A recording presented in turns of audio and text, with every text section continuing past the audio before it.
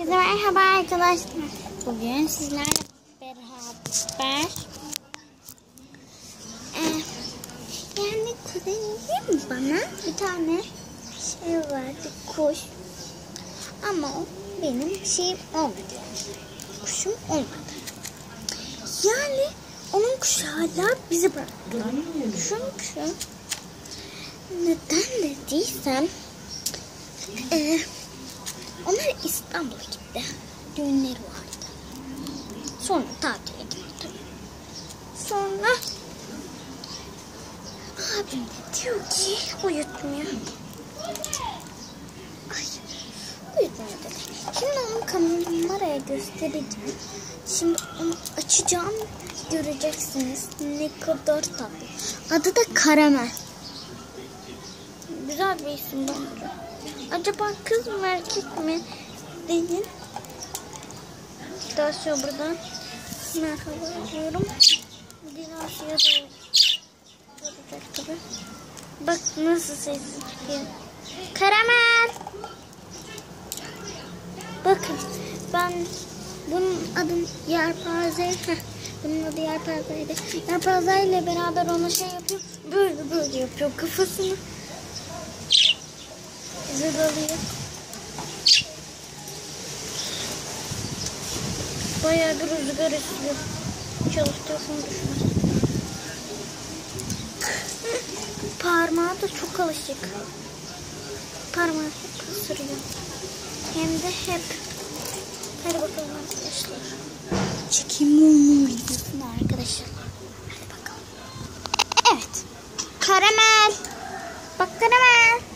Karamel bak burada yelpaze var. Karamel. Karamel. Bakın bakın.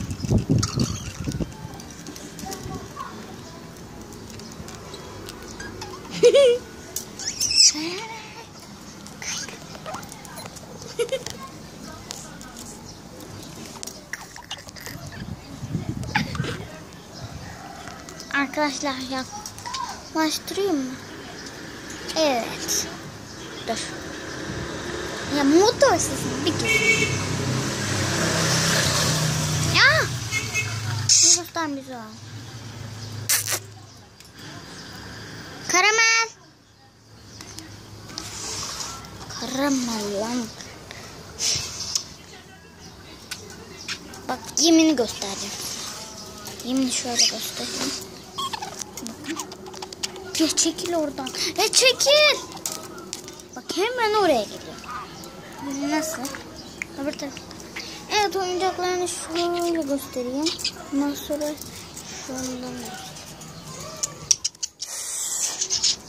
Kesinlikle böyle olmayacak. Ne yapabilirim? Onu şarkı aç. Arkadaşlar bakın. Ona ben kuş sesi açıyorum. Öyle böyle cik cik ediyor ki bir görseniz, keşke onu açabilsem ama kuş sesi açıyorum. Bakın aynı cik yapıyor. Keşke onu açabilsem ama sonra kanalımı açıyorum, hemen gidiyor.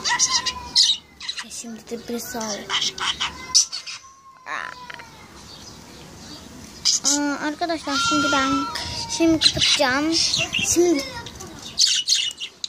işte onu kapatacağım. Ona neydi? Kuş. Hayır. Kuş şeyi. Ne? Hayır. Annemin. İşte ona kuş şarkısı açacağım. Kuş sesini açtım kaç. O kadar değildi. Hep cik cik oluyordu. Şimdi arkadaşlar onu açacağım. Sonra kendimi söyleyeceğim. Öyle böyle çıldıracak. Kesinlikle göstermeliyim. Aha, çıldırmaya başladı şimdi. Lan. Karamel. Tamam. Al sen bunu kemir. Tamam. Şimdi arkadaşlar şey açacağım. Karamelin şeyine bakın.